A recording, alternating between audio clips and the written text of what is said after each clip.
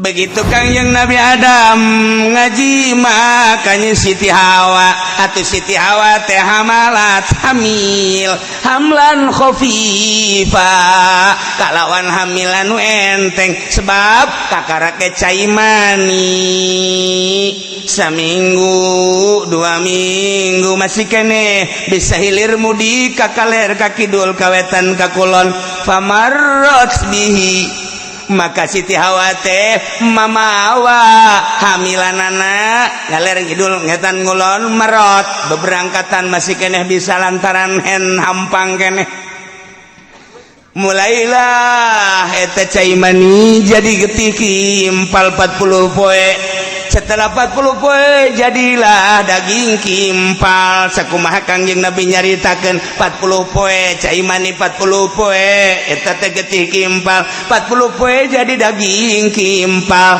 geus 3 kali 40 poe 120 poe moal nanya ka Haji Pendi aing bae geus nu ngajumlahkeunana aja nya nama bodoh Gusti Allah di dieu deuk nyaritakeun tentang katauhidan.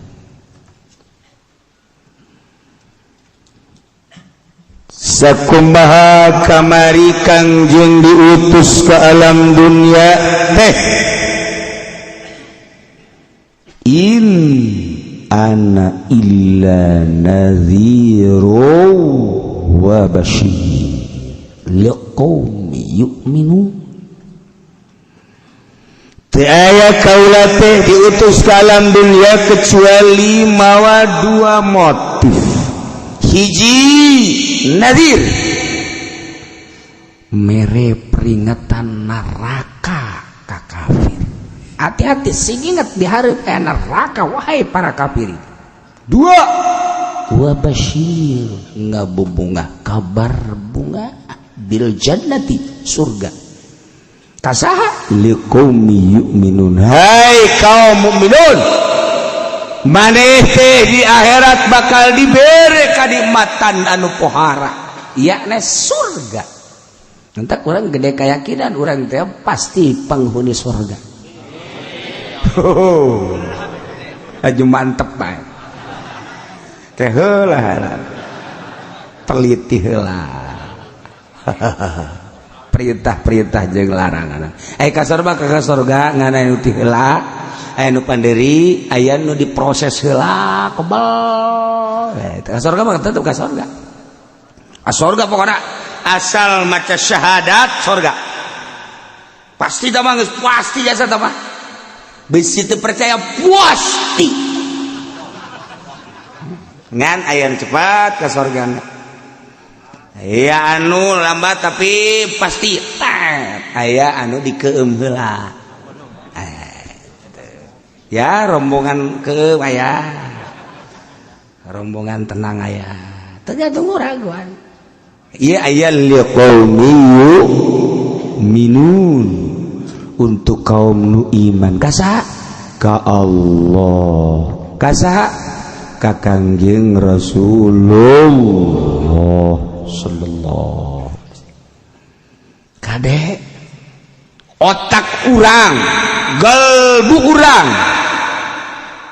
pelakeun syahadat di jero kalbu urang asupkeun ka otak urang besi aya curig neo-neo nu ngarubah akidah sing hade jasa lantaran Kangjeng mere basyir kabar berita nu bunga liqaumi yu'minun saha pangeran teh nu kudu diiman teh Allah ay Allah ye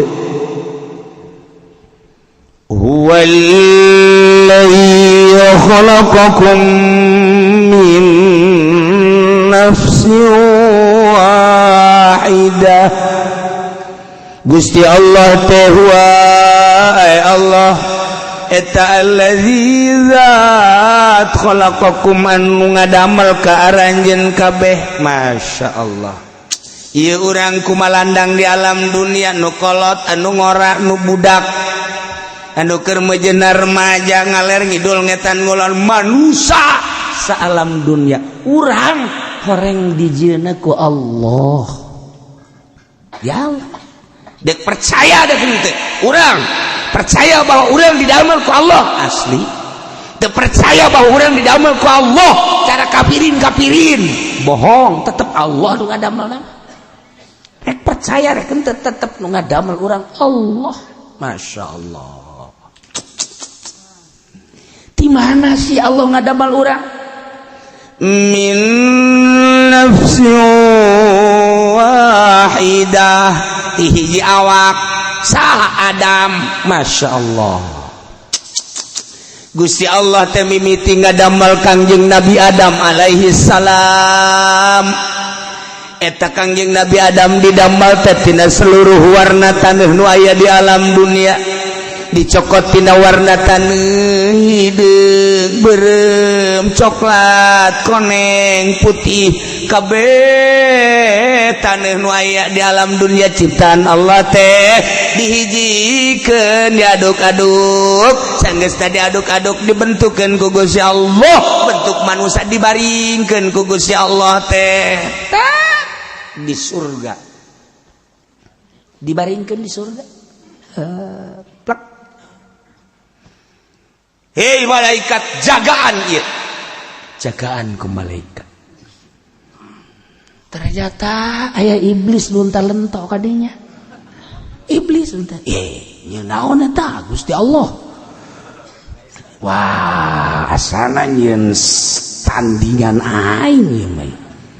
Wah, dililimpi. Begitu dek datang kadinya malaikat. Kabur. Iblis kabur.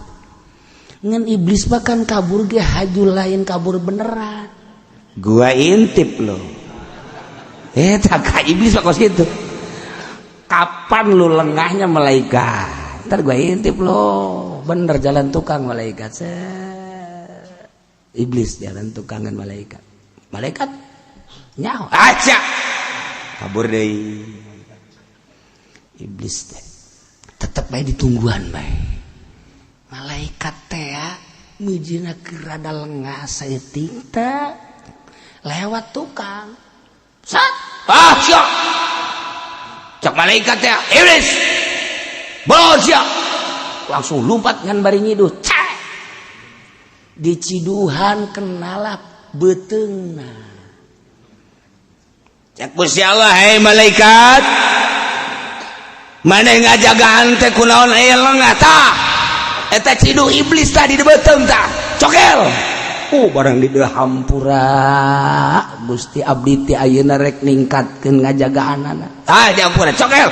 Ulah katerapan ku ciduh-ciduh iblis. Cokel ku malaikat. Trek. Tak, lemparkeun. Buah, sasada. Jadi anjing. Jadi anjing teh ciduh malaikat. Mantak najis lagi mogol Allah. Anjing teh anjing ciduh malaikat. Nu dicokel baheula. Ieuna kulantaran dicokel. Kuari ayalah urut nyokelna bujal. Mantak nu doton lain deui teh mah.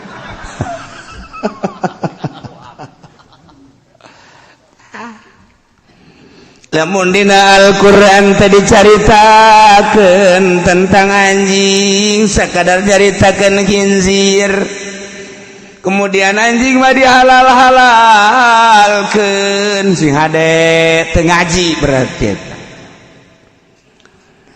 kitu keneh babi ge nu haram ge dagingna hungkul lahmal khinzir ai buntutna mah jeung huluna halal goblok teu ngaji teu budak. Kuari yang balaya di Indonesia sih hade. Muntah dengekeun kiai nu asli bae pengajian di Jawa Timur, Jawa Tengah, di Banten, di ujung ulah ngadengekeun paham-paham nu teu bareres. Babi teh haram teh sesuai jeung dina Al-Qur'an lahmal khinzir. Eta teh dagingna atuh aya buntut lama teu teh dijelaskeun. Huluna mah teu ceulina rangu bebas. Kulitna segala rupa. Budak tah ngaji teh mantap kudu make alat. ngaji sorop heula nasri paala paalu doroba yuk heula ngaji geus beres ngaji amil heula abeh nyaho amil teh sabaraha rupa ulah nyaho teh amil nu di lembur bae tuh tukang manggian nu modar nu pae wah amil eta amil menurut ilmu da we sabaraha ai udah ngaji jurumiyah kemudian ngaji alfiyah kabelah dituna ngaji bilagah johar maknun pusi kurang mantap jang mutuskeun masalah nah ngaji dah ilmu filsafat mantek ngajilah jang notor hukum ngajilah usul fikih kakarak nyaho engke bakal nyaho ieu teh termasuk kana itu tasbih ieu teh majaz dan lain-lain sebagainya engke bakal nyaho diterapkeun akur-akur kitu lamun urang nyangan ngaji da nyaho sakigituna doang ulah sok aja bongkar-bongkar alfi naon gitu Quran maka anjing mah karena tidak ada di Quran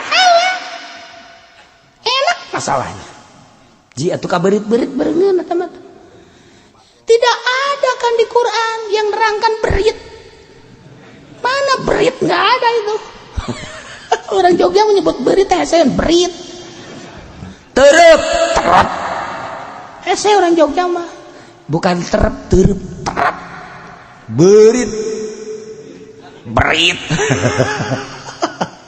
Jawa saya Jawa Masya Allah waladolim waladolim ngajina terjebak makan de jeung ha jadi deoli blon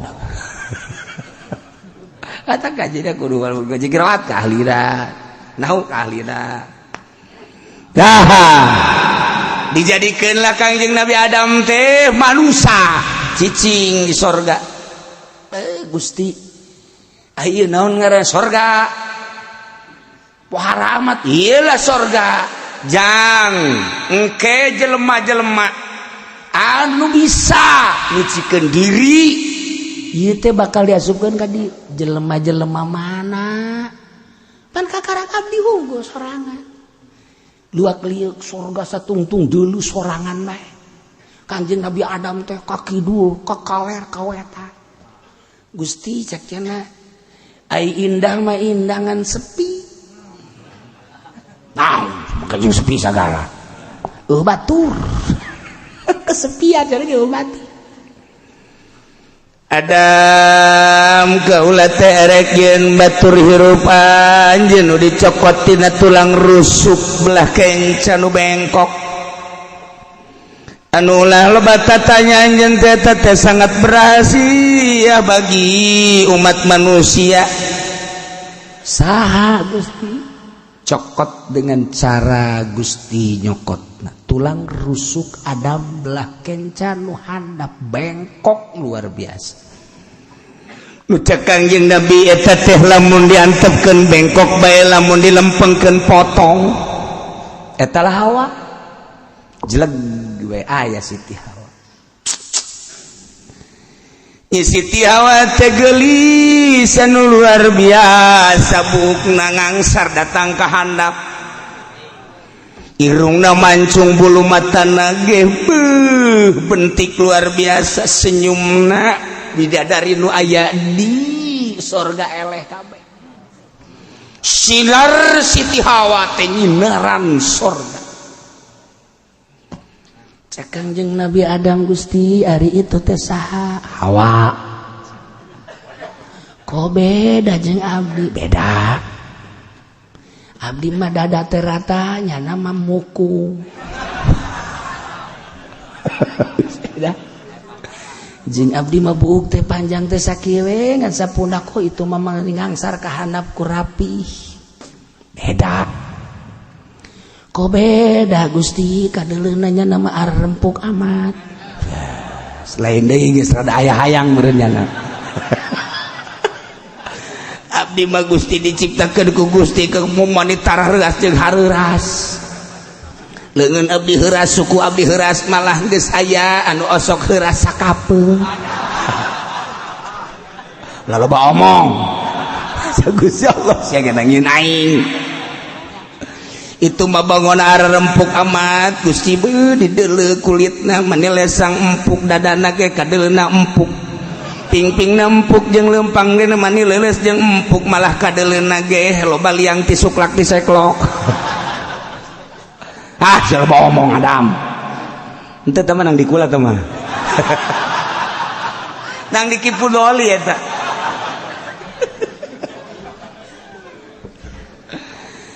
begitu Kangjeng Nabi Adam kira-kira seperti itu lantaran Kangjeng Nabi Adam aya hasrat begitu ku Kangjeng Nabi Adam di deketan Siti Hawa senyum Masya Allah cak Kangjeng Nabi Adam aing muringkak bulu rada deg-degan pas dek dicekel cek Gusti Allah ulah sacekel-cekel lah icana perintah mah ampura Gusti ampura aya aturan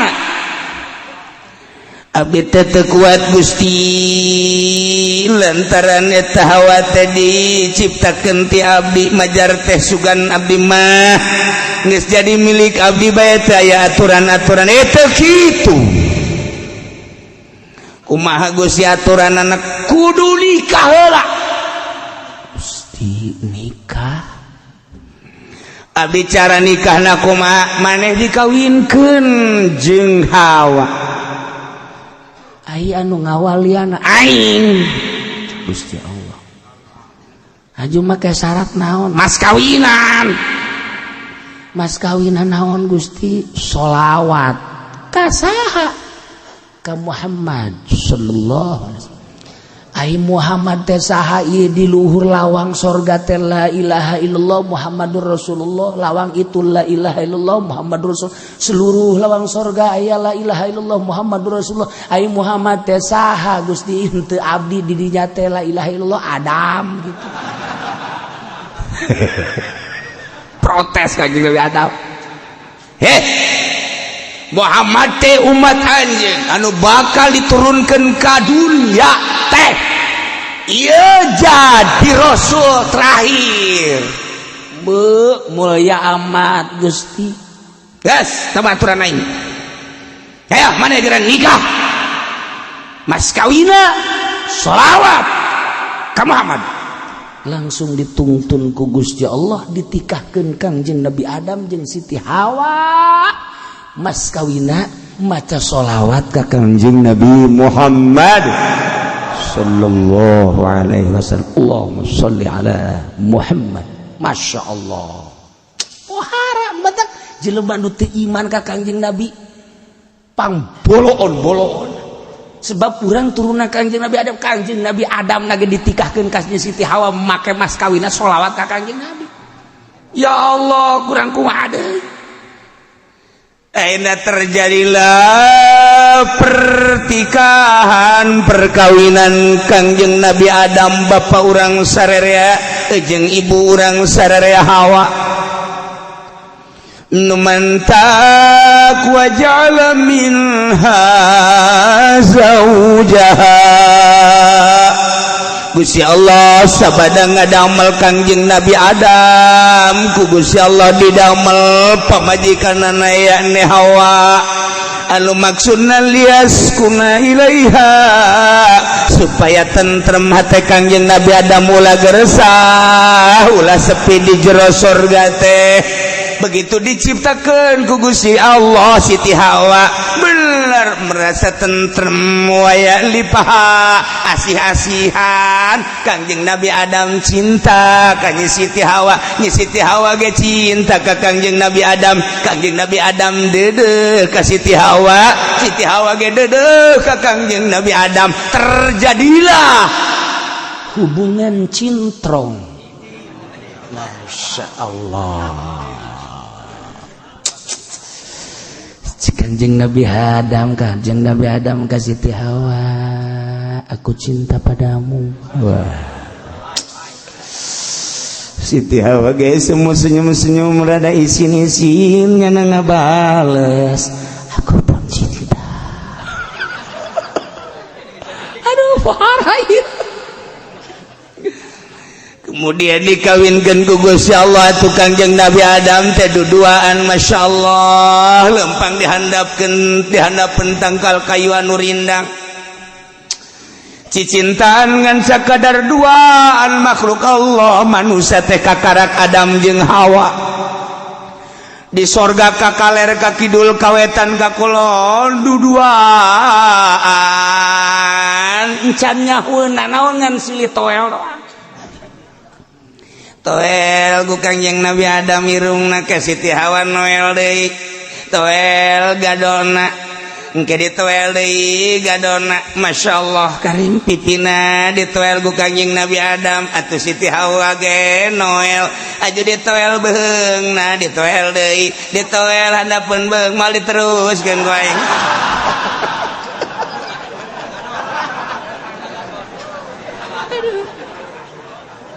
Masya Allah ya tuh di Quran aja kumaha tuh iya tuh nyaritakeun gitu atuh kitu bae nyaritakeun jahanam nyaritakeun sorga ieu nyaritakeun tual toel di mana cenah kiai sok nyanyahoanan ai eta liyaskuna ilaiha wa ya'lifaha atuh penerjemahna kos kitu terjemahan ulah cara yusron sesuai jeung terjemahanna na tentremna Kangjeng Nabi Adam silih peluk Kangjeng Nabi Adam teh lempang di sorga ka mana bae selalu babarengan cuman aya larangan cek Kangjeng Gusti Allah ya Adam kade mana cicing di sorga teh hiji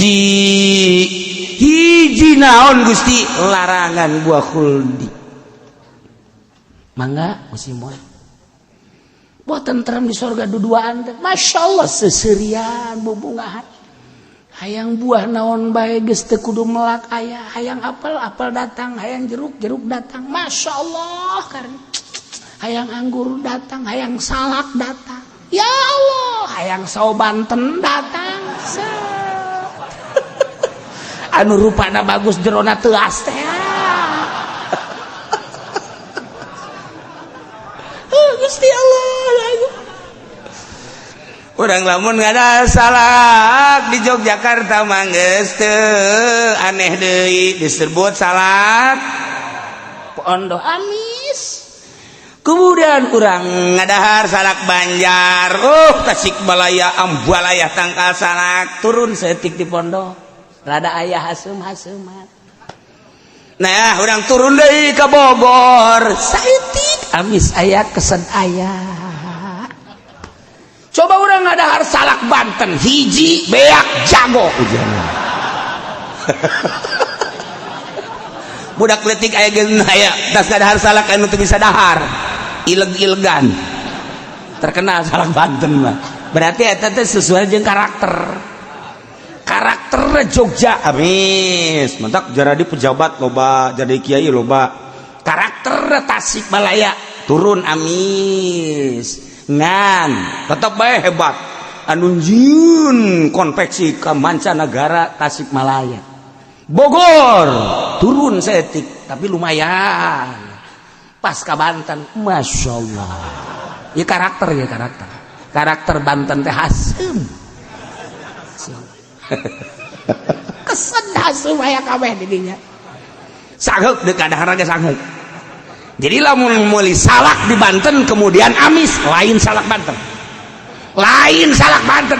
keluar tidak karakter aslina urang meuli salak teh di Banten kemudian amis lain salak Banten imam aslina lain kos kieu nah lamun urang meuli salak di Banten dahar ku urang ya haseum nya kesan ini asli Banten nih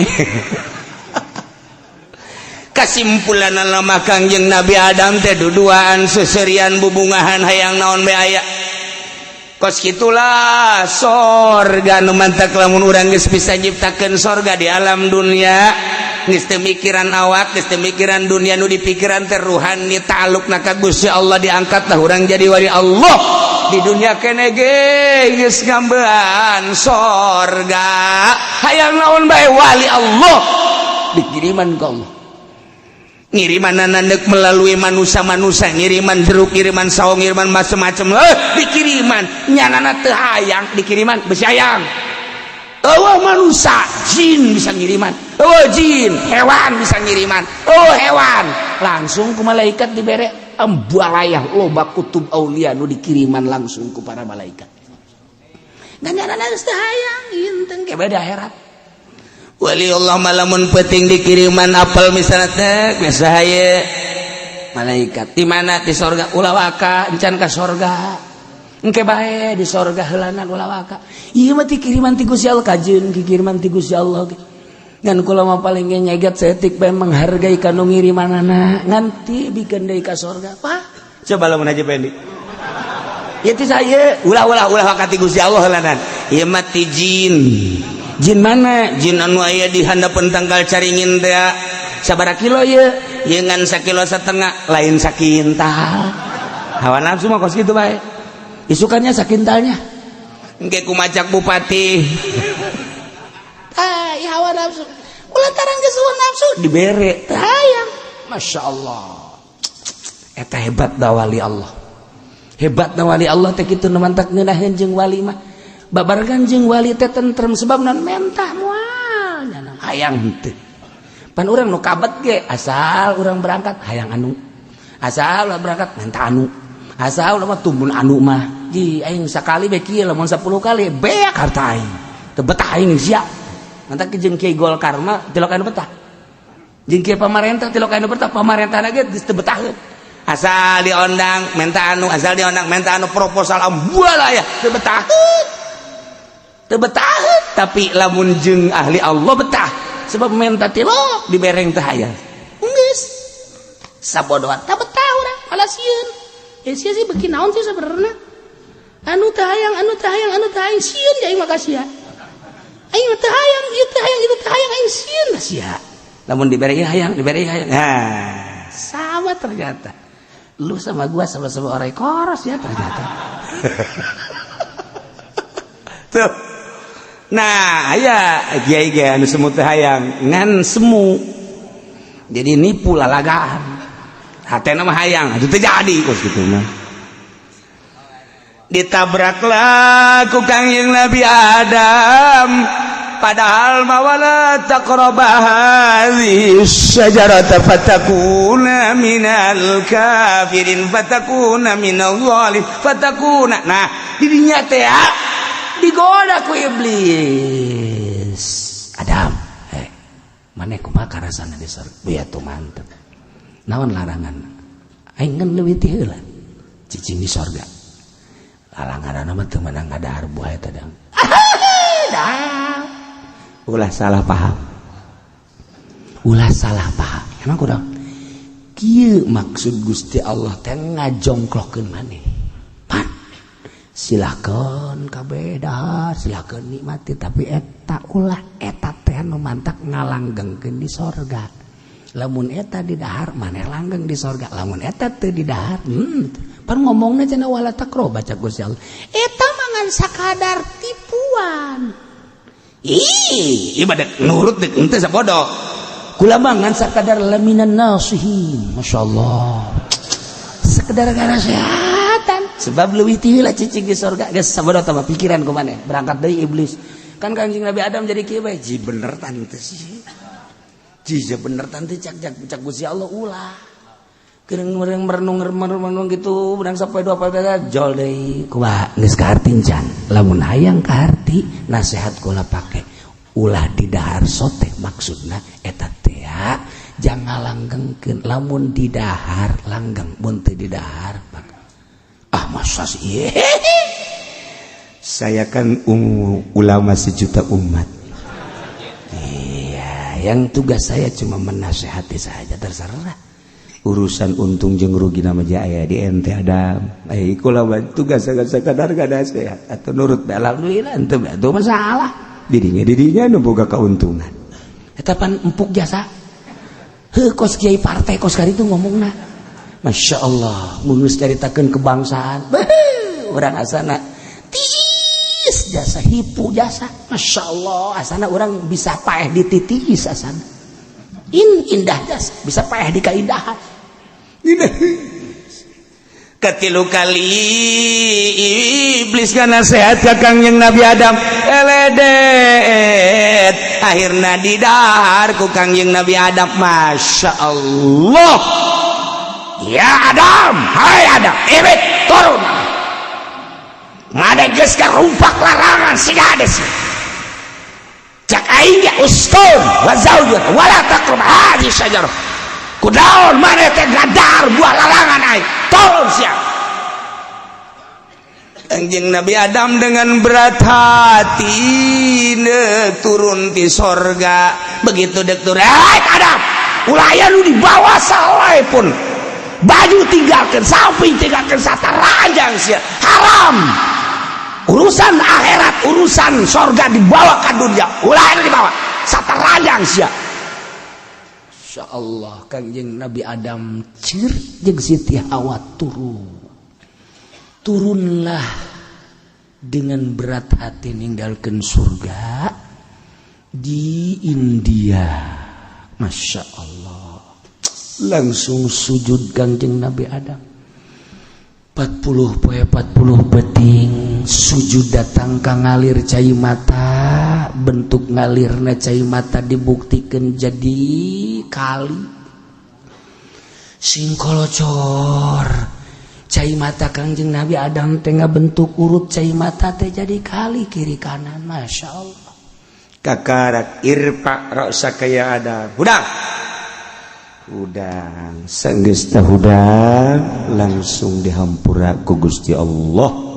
Teangan pamajikan anjeun. Teangan Kangjeng Nabi Adam diturunkeun di Hindi, Siti Hawa diturunkeun di Jeddah. Lempang menuju Arafah, kapanggihlah di Jabal Rahmah Arafah. Oh istriku,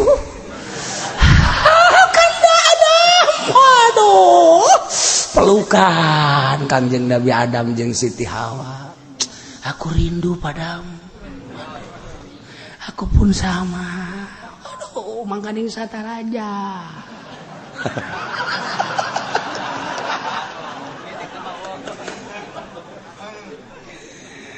Tuh nunya makhlukkan dua-duanya di alam dunia teh. Kulantaran di sorga mah tertutup Kangjeng Nabi Adam tertutup, Siti Hawa tertutup, can nyahona naon. Barang diturunkeun ke alam dunia, Kangjeng Nabi Adam kapanggih di Jabal Rahmah, terus turun ke handap darah riuk. Cak Kangjeng Nabi Adam aya eta naon dina dada keur ieu mah teu kaciri. Ieu teh anu abdi. Ngan ayeuna mah jang kakak. Aki-aki mah susuriana.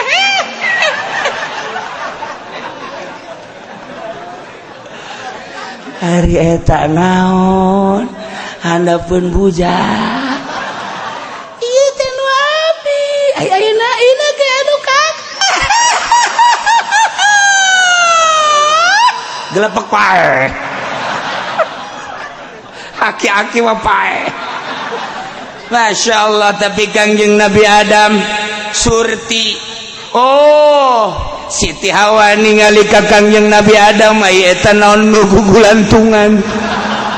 Kitu kede Kangjeng Nabi Adam ka Siti Hawa, akhirna terjadilah trisno. Kuari maya di alam dunia, kamari maya di sorga. Kulantaran timbul cinta birahina, maka Kangjeng Nabi Adam teh meluk Siti Hawa. Sanggeus tadi peluk dijima, geus terjadi penjimaan teh di dunia, di sorga mencan. Numentak dijima laku Kangjeng Nabi Adam, geus Kangjeng Nabi Adam marawanan Siti Hawa di dunia. Di sorga teu pernah, sebab tertutup. Encan nyaho kan? Nu nuduhkeun can aya. Nu nuduhkeun can aya nyaho ge encan atungan nu kadeuleuna be pipi ditoel, irung ditoel, atuh ieu ge ditoel, naon garang-garana gadongan samet sakitu bae, paling ge cekelan leungeun doang. Di sorga teh kan sakadar sakitu. Leungeun manehan det amat cek Kangjeng Nabi Adam. Kakak cekeun aya kakerenyedan seutik. Tapi kan sakitu. Barang turun ke dunia kan teu meunang mawana naon, terjadilah penjimaan. dijima Kangjeng Siti Hawa ku Kangjeng Nabi Adam terjadilah jima aya nu nyangkrung atuh cai mani Kangjeng Nabi Adam Kangjeng Siti Hawa falamma tawassaha hamalat hamlan khafifa begitu Kangjeng Nabi Adam ngaji mae jamaah ngaji makanya Siti Hawa atau hamalat hamil Siti Hawa teh hamlan khafifan kalawan hamil anu enteng lantaran kakarak ge hamil anu fatu cai mani nyangkrung di jero beuteung dina rahmi Gusti Allah ngabahasakeunana falamma taghasyaha cek ahli tafsir mah ieu taghasyaha teh kinayah teh hiji lapat nu dimaksud lazimna oh eta geus ilmuna ilmu bayan geus kitu labzun urida labzun hiji lapat anu dikarepkeun lazimu makna tak kudu ngaji jar makna mah geus aki-aki mah puyeng ngaji jar makna budak teh yang budak santri ngaji Masya Allah kok kan Gusti Allah mengabahasakeun tagosya ai tagosya mah pan kapiuhan ai kapiuhan teh artina teh leng-lengan di manaan jima leng-lengan teh teu nyaho kaler kidul teu nyaho di luhur di handap mantak jima teh lamun geus neuk kaluar cai mah teu nyaho kaler kidul teu nyaho kaler kidul atuh teu nyaho neuk kaluar cai mani tah jima teh kemudian perang misalnya woi perang kajen katembak moal nya nangeusan moal kajen teh mah katembak dedet modar beres nu mantak tagosyah kalimpudan berbagai-bagai ngamaknaan ulama ngamaknaan tagosyah teu meunang ku pikiran urang kudu Kangjeng nu nerangkeunana ulah seenake dewe teu bisa geus atuh kudu ditingali terjemahan Kangjeng Nabi ketika nyaritakeun taghasyaha nyaritakeun adeung saha asbab wurud ngaranna lamun Quran asbab nuzul ngaranna geus kahartikeun Al-Qur'an Kangjeng Nabi waktu berharapan jeung adu hareupan jeung sa ngamaknan taghasyaha teh jima riwayat mana atuh lengkap dan urang mah geus mun dicaritakeun kitu angel ieu mah caritana kasimpulan geus aya Imam Jalal atuh sarua bae Imam Fahrozi ge atuh sarua bae dina Ruhul Maani ge atuh sarua berarti sepakat taghasya di makna jama berarti makna jima ngan aya rahasia kok Gusti Allah make kinayah etalah rahasia anu hese dibongkarna selain ahlina henteu langsung kieu bae falamma jama'aha hamalat saneunaheun barang Kangjeng Nabi Adam paparahuan totoker makareun Siti Hawa can ngeunaheun ieu mah teu taghasya satu kesopanan dua aya rahasia di manaan jamaah cakangnya begitu Kangjeng Nabi Adam ngaji makanya Siti Hawa atuh Siti Hawa teh hamalat hamil hamlan khafifa kalawan hamil anu enteng sebab kakarake cai mani saminggu 2 minggu masih kene bisa hilir mudi ka kaler ka kidul kawetan ka kulon famarrat bihi maka Siti Hawa teh mamawa hamilanana galer kidul ngetan ngulon merot beberangkatan masih keneh bisa lantaran hen hampang keneh mulailah eta cai mani jadi getih impal 40 poe setelah 40 poe jadilah daging kimpal sakumaha Kangjeng Nabi nyaritakeun 40 poe cai mani 40 poe eta teh getih kimpal 40 poe jadi daging kimpal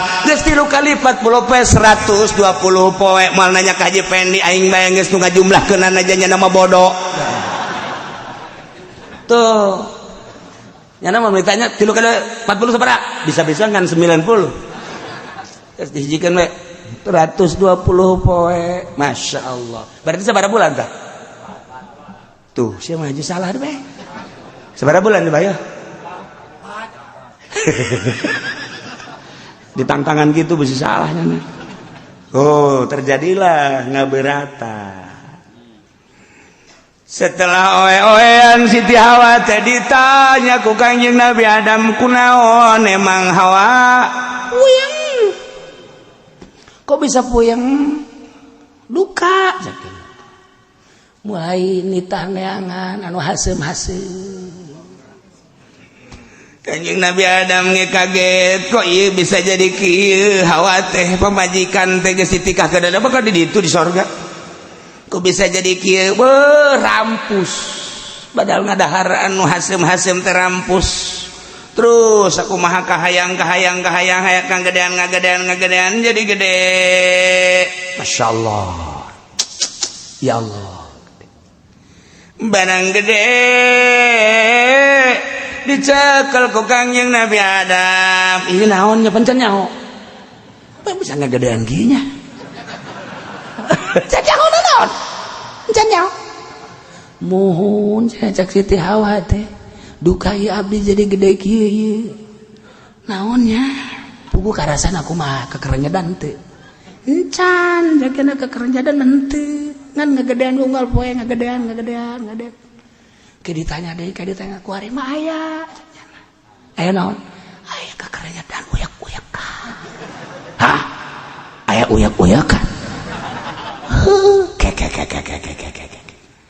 Pan saya uyak-uyakan. Jol be iblis. Assalamualaikum. Siapa pasah jasa ta iblis? Goblok jasa. Waalaikumsalam. Saha ente? Ana makhluk surga. Kayak saha kalakan iblis teh sumoh. Aya naon iblis? Kieu Hawa. Maneh kan can pangalaman. Ai kula makan waktu di surga geus pangalaman. Aju. Ieu di jero beuteung coba pikir ku maneh uyak-uyak kaluarna jalan mana sih ayo. Ayo sih. Apakah jalan dubur bahaya? Apakah jalan hareup teu mungkin sebab paranti bapa maneh eta. Sareng itu mungkin. Apa kudu dibedel? Nah, ieu kudu dipikir. Sia teu pugu ku nah makana. Ulah sambarangan.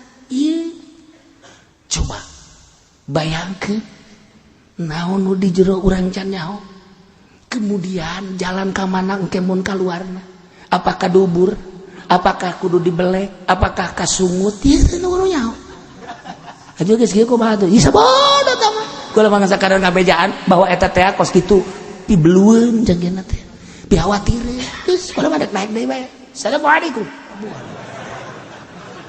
Aing ngadenge salam nama ongkos Arab Jakarta.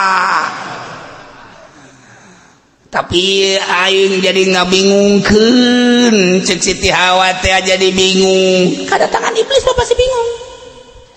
Bebeja ka Kangjeng Nabi Adam. Ka, ja tadi aya iblis kos kitu tah ngomongna tah. Ieu oge nya. Mangane geus gede. Kudu kumaha tuh? Ieu lah jadi bingung. Kangjeng Nabi Adam bingung, Siti Hawa bingung. Ieu kaluarna kumaha kaluarna? Makin gede bae. Falamma asqalat da'wa Allah rabbahuma lain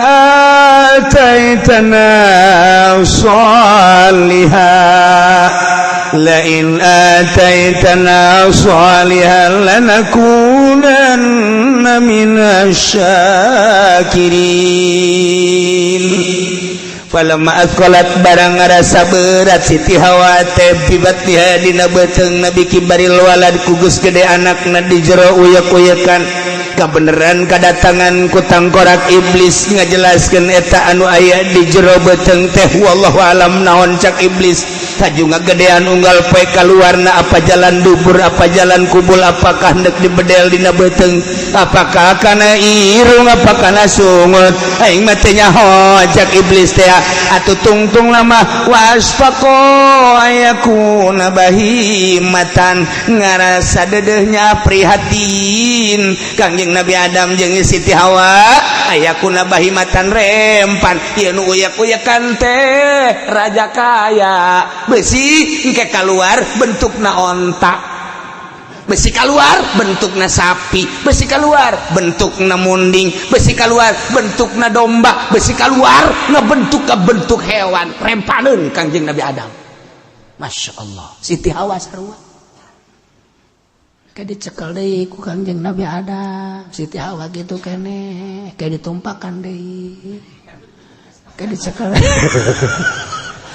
pan karunya pan ditumpakan blon tanya abah urang baheula bapak urang Adam atuh geus kitu bae kayak dicekel punya anak karunya amat bingungnya lagi wa asfaqa ayyakuna bahimat kudu kumaha tuh ye ka kumaha lamun keluar orai nya kumahanya kumaha mun monyet kumaha tah eta kakuari awewe teh lamun ngandung teh rempaneun nu mantap ulah sok saomong-omongna ora sok sacuam-cuamna kuduna ge nyangakeun sadaya-daya ka Gusti Allah ieu urang mah lain ting bating ulah salah lama endahan kitu ku ari awewe asal neuleuh bae kotok rada lain deui ting bating ulah salah lama aslina mah beureun urang kresek eta mah ieu ge aja salah-alana iku kan Jawa iku Jawana ge Jawa koek deh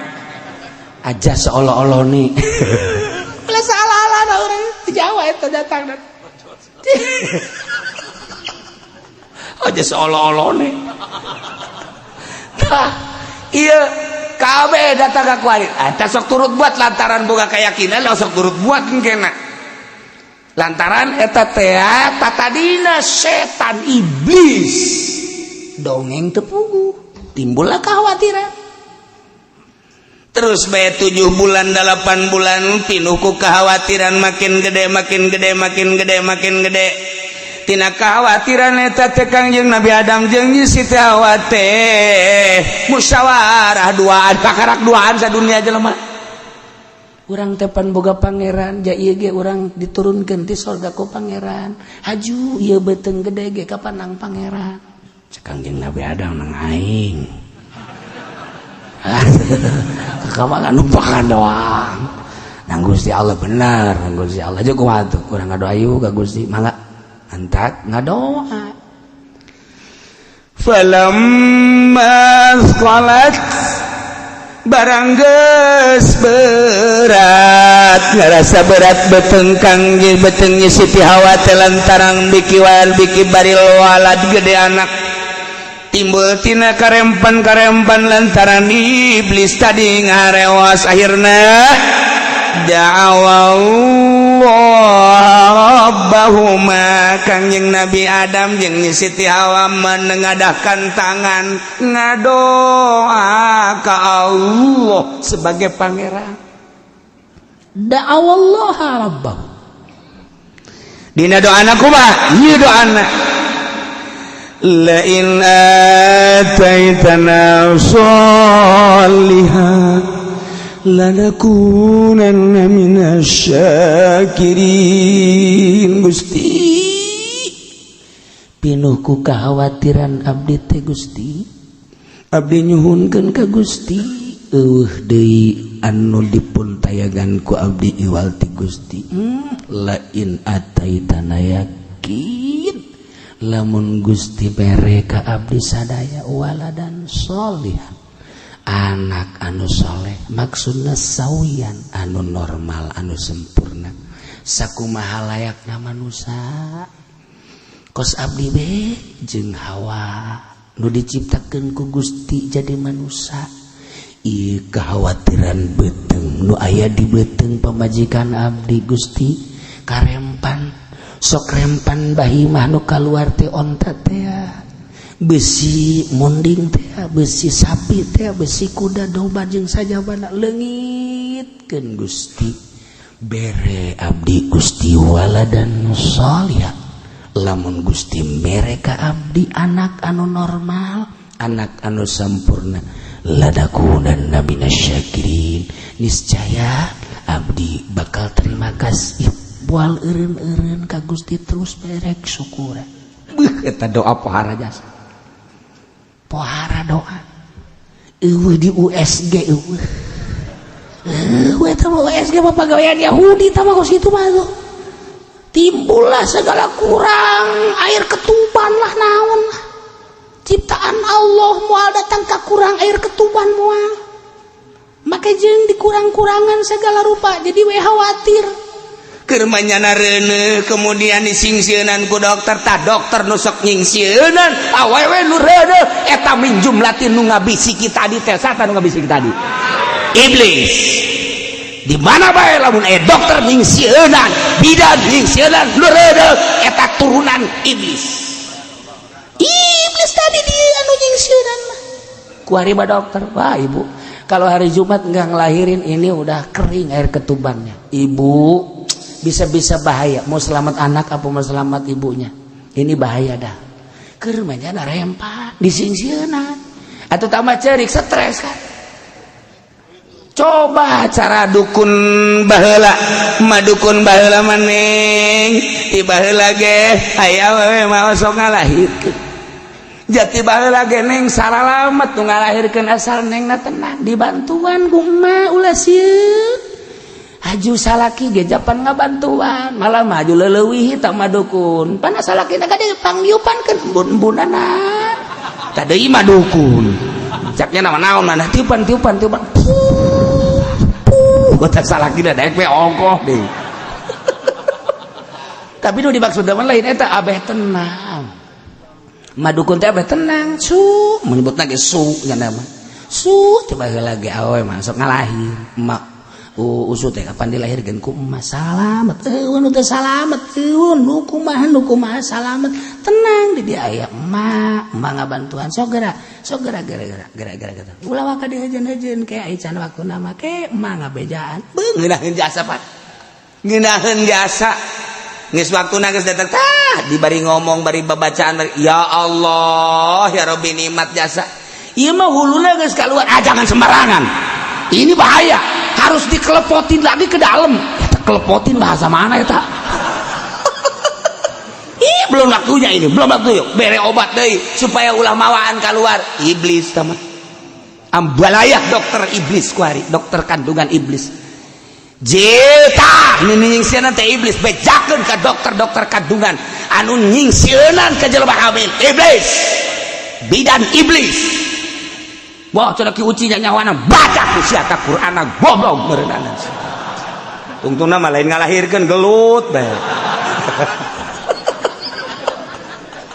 Urang gelut jeung bidan naon gara-garana nu hamil cak nu hamil teh ulah gelut di hareupeun ieu aing urusan.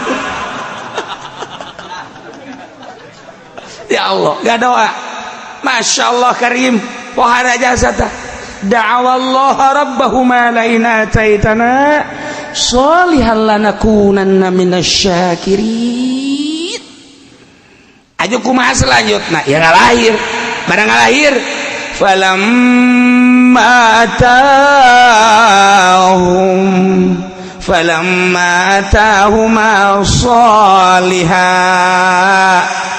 barang Siti Adam kaya Siti Hawa dibere anak kang ku Gusti Allah teh ane ngalahir wallahu alam bisawab.